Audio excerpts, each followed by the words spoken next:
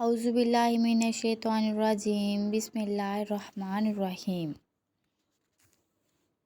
بچپن میں سنا تھا کہ سہیلی ایک سرخ گائے کے پیدا ہونے کا انتظار کر رہے ہیں تاکہ اسے یروشلم میں جبل زیتون پر قربان کر کے جلایا جائے۔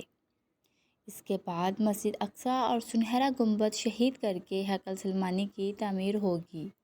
مجھے لگتا تھا کہ وہ وقت بہت دور ہے، ہم تب تک کہاں زندہ ہوں گے۔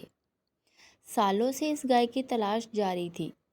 آپ نے اگر سورہ بقرہ میں گائے کا قصہ پڑھا ہو تو آپ جانتے ہوں گے کہ جس گائے کے قربان کرنے کا بنی اسرائیل کو حکم دیا گیا تھا اس کی خصوصیات کیا تھی۔ اب بھی اسی خصوصیات کی گائے کی تلاش ہو رہی تھی۔ امریکی ریاست ٹیکساس اپنی سرخ گایوں کے لیے مشہور ہے اور کئی سال کی تلاش کے بعد ستمبر 2022 میں ایسی 5 بچڑیاں تلاش کر لی گئی۔ ان کو فلسطین پہنچایا گیا، ان کی لوکیشن خفیہ رکھی گئی، ان کے معائنے وغیرہ ہوتے رہے اور اب 4 گائیں ایسی تیار ہیں جن کو قربانی کے لیے موزوں قرار دیا گیا ہے۔ جبل زیتون پر 12 سال پہلے ایک پلاٹ خرید لیا گیا تھا جس پر قربان گاہ بھی تیار ہو چکی ہے جہاں گائے کو جلایا جائے گا، اور اس کے ساتھ ہی ہیکل کی تعمیر کا پہلا اقدام پورا ہو جائے گا۔ ضروری نہیں کہ اگلے ہی دن تعمیر شروع ہو جائے، لیکن رسومات شروع ہو جائیں گی اور یہ قربانی بہت جلد ہوگی کیونکہ گائے کی عمر 3 سال سے زیادہ نہیں ہونی چاہیے اور اپریل میں ہی شاید یہودیوں کی عید پر یہ قربانی کر دی جائے۔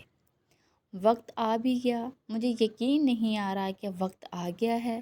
میرا دل چاہ رہا ہے کہ یہ سب جھوٹ ہو، لیکن پچھلے 5 مہینوں میں فلسطینیوں کے ساتھ جو کچھ ہو گیا اور 52 مسلمان ریاستیں سوائے مزاحمت اور سفارتکاری کے کچھ نہ کر سکی، جب مسلمانوں سے یہودی پروڈکٹس کا بائیکاٹ تک نہ ہو سکا، معمولی قربانیاں نہ دی جا سکی، جہاد تو بہت دور کی بات ہے۔